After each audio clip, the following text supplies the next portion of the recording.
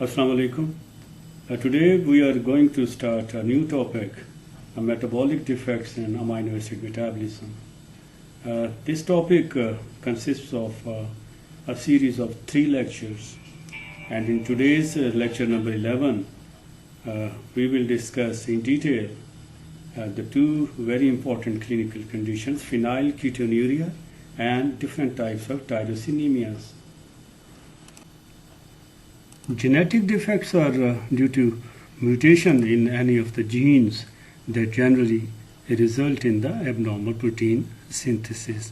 So abnormal gene or mutated gene will lead to synthesize abnormal proteins, and when these abnormal proteins are synthesized, and as you know that all the enzymes are proteins, so these abnormal proteins usually they exhibit in the form of defects in the activity of the enzymes. Now, the enzyme's activity due to the mutation in the genes may be the total loss of enzyme activity, or there is a partial deficiency in the catalytic activity of that particular enzyme.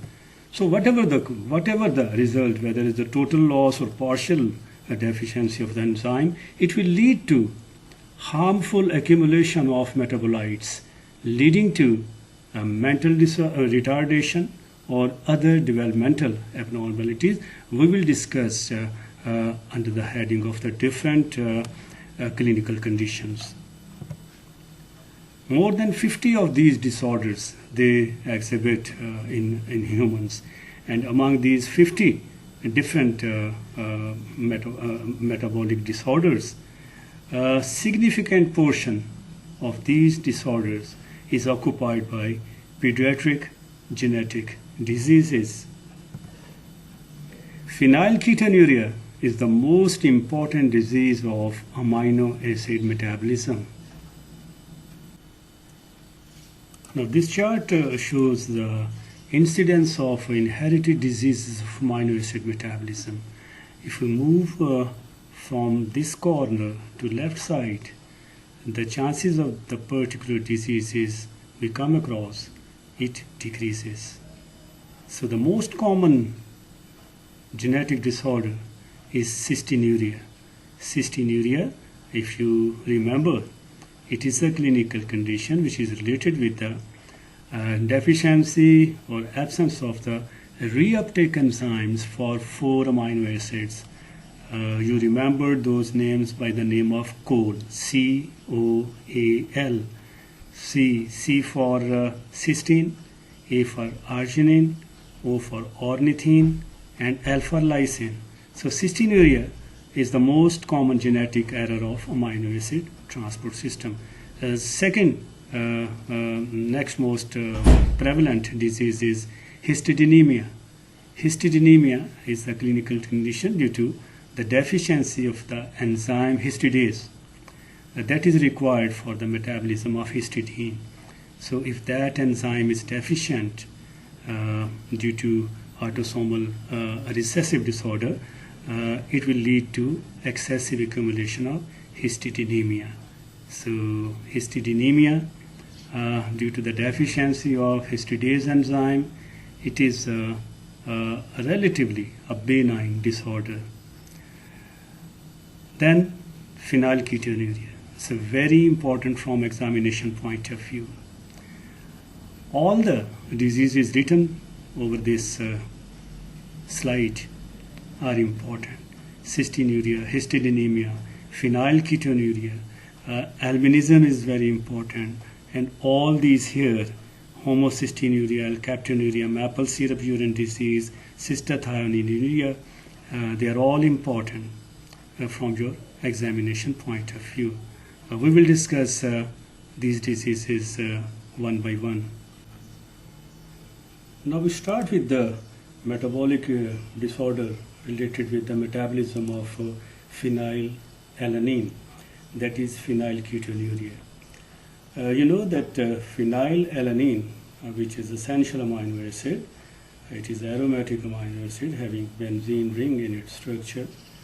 So this phenylalanine, the very first step, it is converted into tyrosine just by the addition of hydroxyl group, and hydroxyl group is added by the enzyme phenylalanine hydroxylase. This reaction is irreversible. The enzyme is hydroxylase, phenylalanine hydroxylase. The coenzyme, the cofactor is tetrahydrobiotarin. Biotarin refers to the number of protein coenzymes produced and utilized by humans and animals.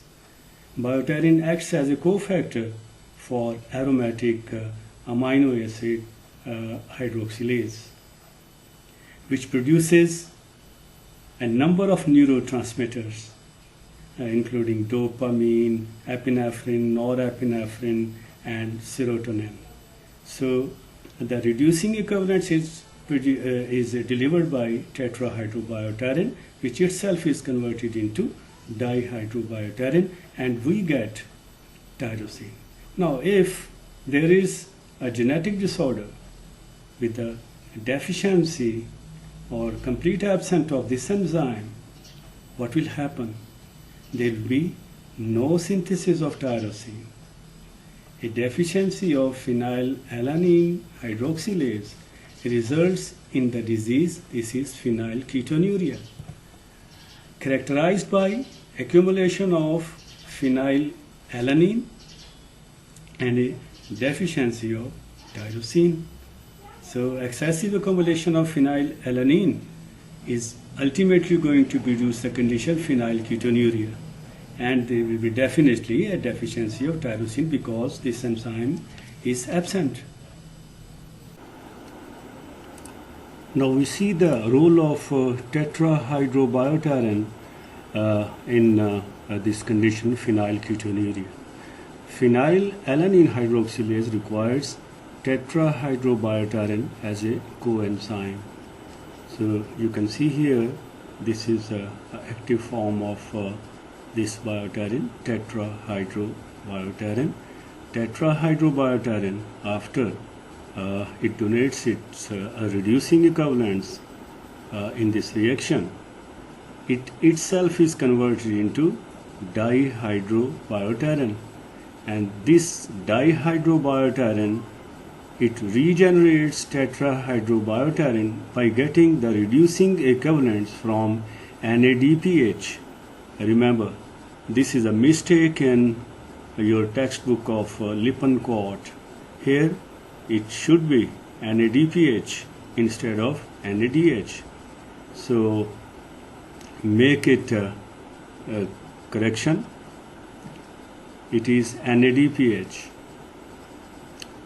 So deficiencies of enzymes required to synthesize tetrahydrobiotarin or deficiency of dihydrobiotarin reductase enzyme, because in the presence of this reductase enzyme, this dihydrobiotarin is converted into tetrahydrobiotarin. So you can imagine the importance of this tetrahydrobiotarin, the importance of this dihydropteridine reductase enzyme. So if these two are deficient, what will happen? That phenylalanine will not be converted into tyrosine. So in this case, there will be also increase in the concentration of phenylalanine. But when the increased phenylalanine concentration is due to the deficiency of this tetrahydrobiotarin or the inactivity of this enzyme reductase, this will not be phenylketonuria. This will be simply hyperphenylalanemia, because that term phenylketonuria, a classical phenylketonuria, refers to the absence of this first enzyme hydroxylase, phenylalanine hydroxylase. So deficiency of or inactivity of this enzyme leads to the clinical condition of classical phenylketonuria. The deficiencies of this enzyme or this cofactor will lead to hyperphenylalanemia. So you can see here deficiencies of enzymes required to synthesize BH4 tetrahydrobiopterin, this, or the deficiency of dihydropteridine reductase, this dihydropteridine reductase enzyme, which regenerates tetrahydrobiopterin from dihydrobiopterin. So dihydrobiopterin is converted into tetrahydrobiopterin. Indirectly raise phenylalanine. So deficiency of this enzyme indirectly raise the level of phenylalanine. Because phenylalanine hydroxylase requires this tetrahydrobiopterin as a coenzyme. So regeneration of this active form of biopterin, that is tetrahydrobiopterin, requires the activity of this enzyme reductase. Now this tetrahydrobiopterin is also required for tyrosine hydroxylase and tryptophan hydroxylase. The two enzymes you can see here, tryptophan hydroxylase and tyrosine hydroxylase. These are aromatic amino acids, and this is aromatic amino acid hydroxylase enzymes. So BH4 is required for their activity, which catalyze reactions leading to the synthesis of neurotransmitters like this tyrosine metabolism. Down the track it is going to synthesize catecholamines, dopamine, epinephrine, norepinephrine, and similarly in the metabolism of tryptophan, when it is converted into serotonin, this is another neurotransmitter. So these reactions lead to the synthesis of neurotransmitters such as serotonin and catecholamines. Serotonin we are getting from the metabolism of tryptophan, and catecholamines we are getting from the metabolism of tyrosine. Again, the importance of regeneration of tetrahydrobiopterin by the enzyme dihydropteridine reductase. So this is important again.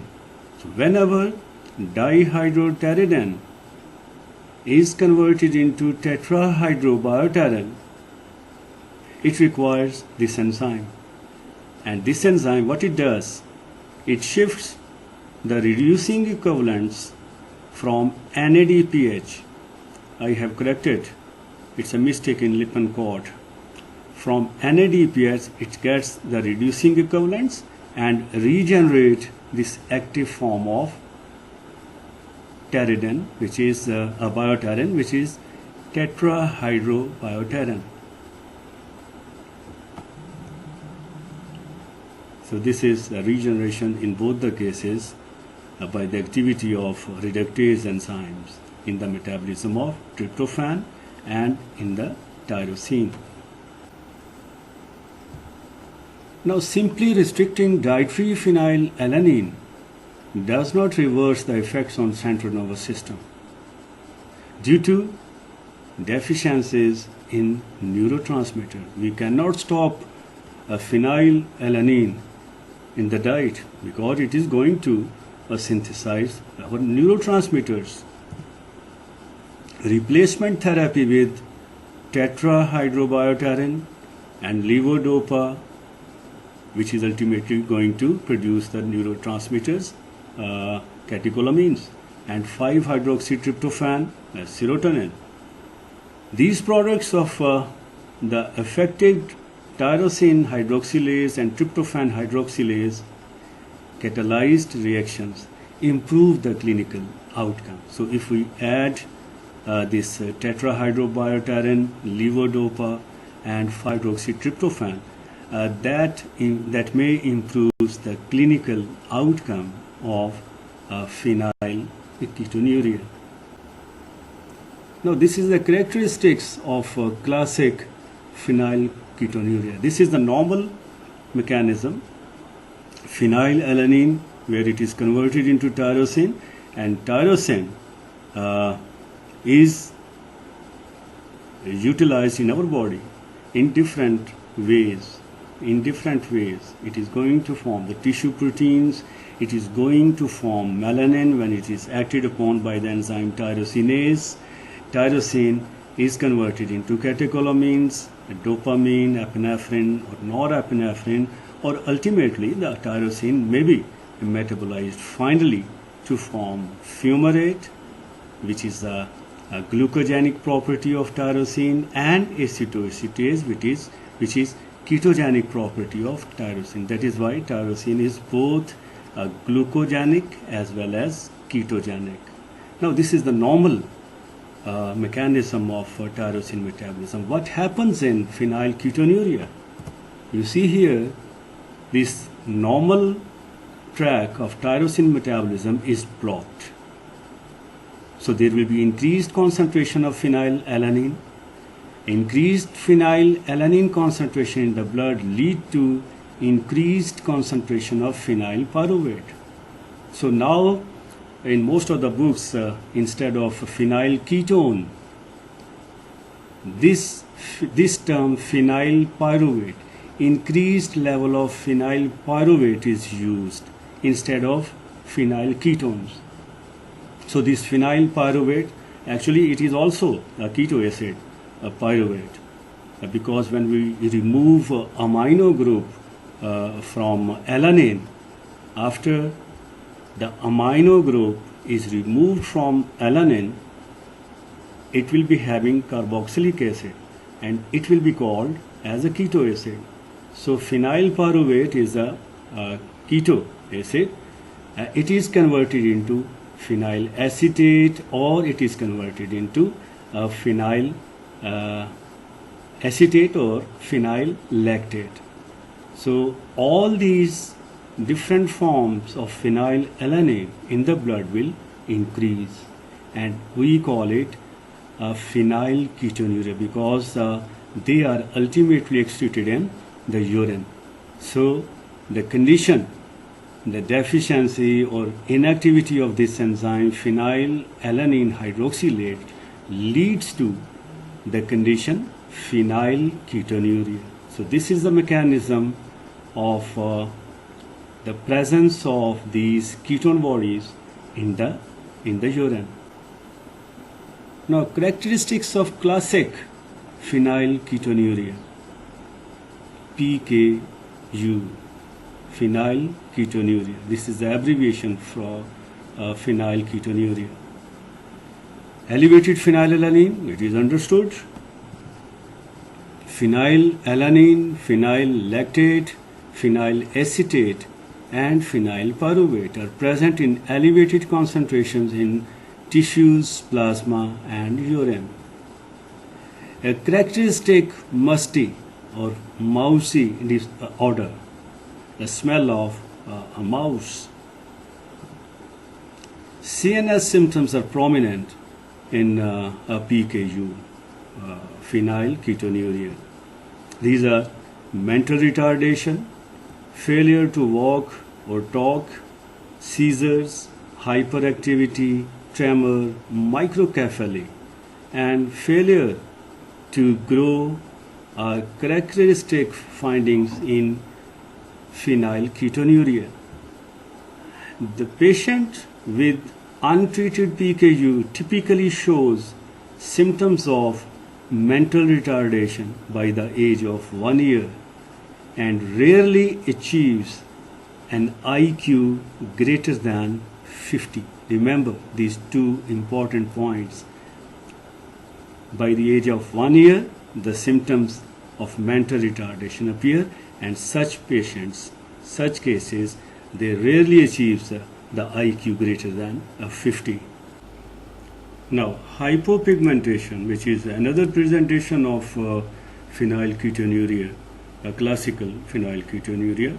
In hypopigmentation, you see the person is having fair hair, light skin color, and blue eyes. The hydroxylation of tyrosine by tyrosinase is competitively inhibited. You know that tyrosine, which is formed in our body from phenylalanine, if that phenylalanine, due to the deficiency of the very first enzyme hydroxylase, is not going to be converted into tyrosine, it means the substrate in the form of tyrosine is deficient. So you are having nothing to be converted into a melanin pigment. So this is the one reason. A second reason, if some activity of this tyrosinase enzyme is there, increased level of phenylalanine in phenylketonuria will suppress the activity of this enzyme.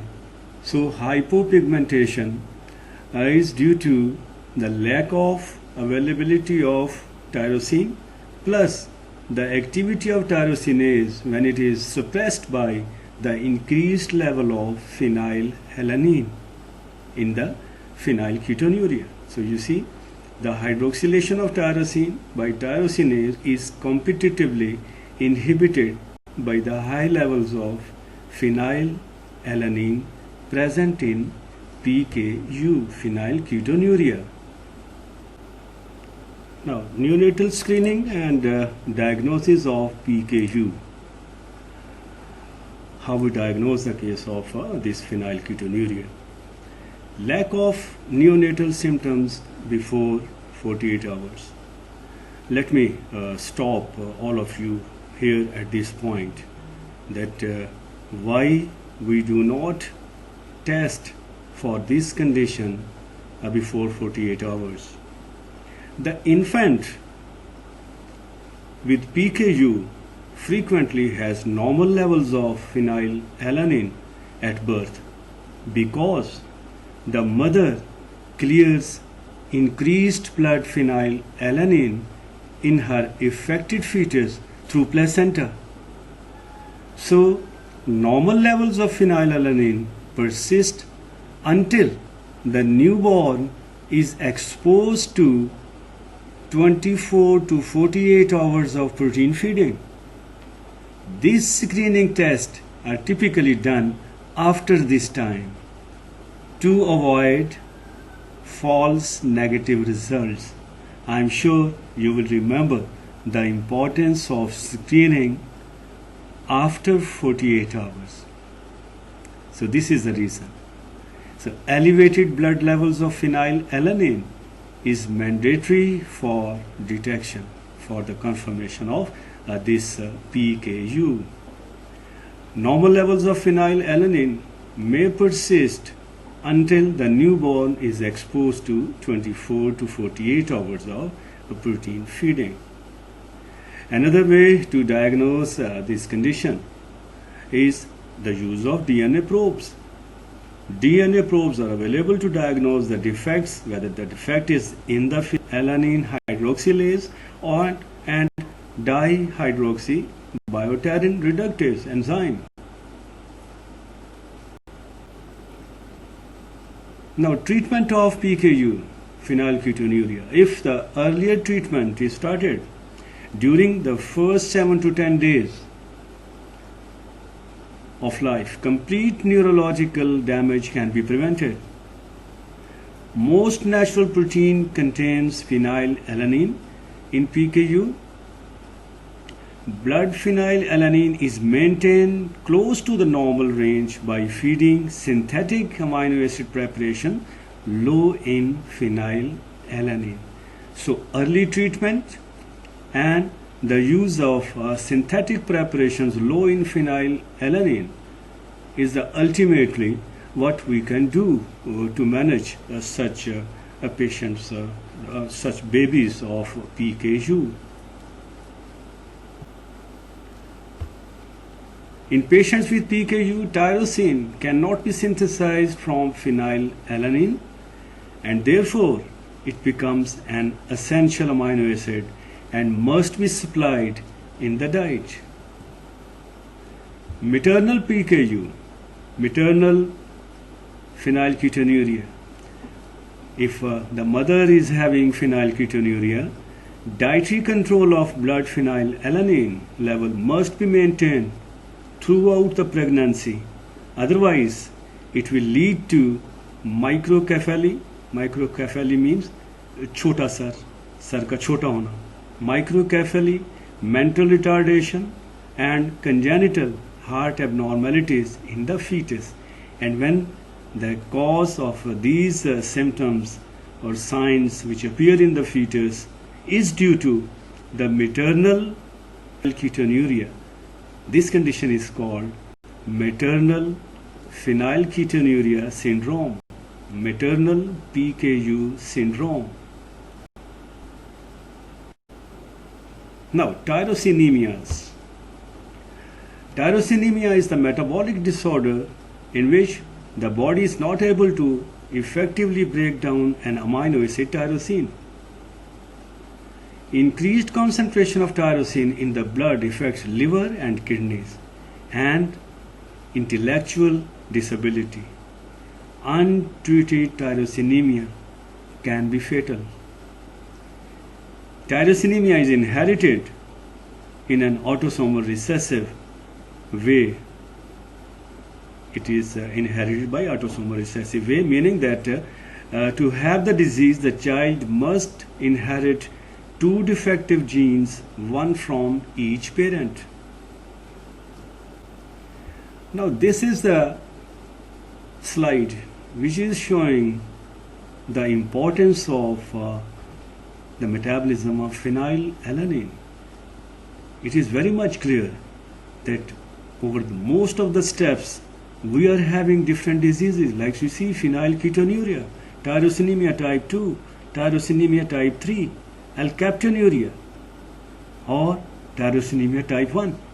So 5 different forms of genetic diseases we come across in the metabolism of phenylalanine. So this is type 1 is in the end of the metabolism when a fumarate acetoacetate is going to be converted into acetoacetate and acetase enzyme is deficient. Fumarate acetoacetate enzyme is deficient. This deficiency will lead, this is called a tyrosinemia type 1. Tyrosinemia type 2 is here when tyrosine is not being converted into hydroxyphenylpyruvate. So transamination is not taking place in this step due to the deficiency of tyrosine transaminase. And if the deficiency is here at this step, this is called tyrosinemia 2.